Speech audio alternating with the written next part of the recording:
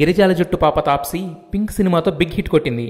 అమితాబ్ దగ్గర నుండి అభిమానుల వరకు అందరూ సూపర్ అంటూ ఆకాశానికి ఎత్తేశారు. దాంతో బాలీవుడ్లో బెర్త్ కన్ఫర్మ్ అయిపోయిందని ఫీల్ అయిన తాప్సీ తాపీగా టాలీవుడ్ గురించి రకరకాల కామెంట్స్ చేస్తుంది.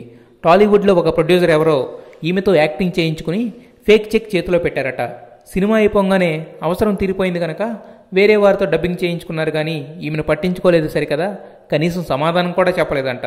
ఇక్కడ హీరోలకు మాత్రమే ఇంపార్టెన్స్ అమౌంట్ రెండూ ఇస్తారు, హీరోయిన్స్ పరిస్థితి వేరు అంటూ ఆగ్రహం వ్యక్తం చేసింది. పింక్ సినిమా ప్రమోషన్స్ అప్పుడు కూడా సౌత్ సినిమాల్లో నన్ను గ్లామర్ డాల్గా చూశారే తప్ప నాలోని నటిని ఎవరూ గుర్తించలేదంటూ ఫైర్ అయింది. సినిమా హిట్ అవ్వడంతో పూర్తిగా ఓపెన్ అయిపోయింది.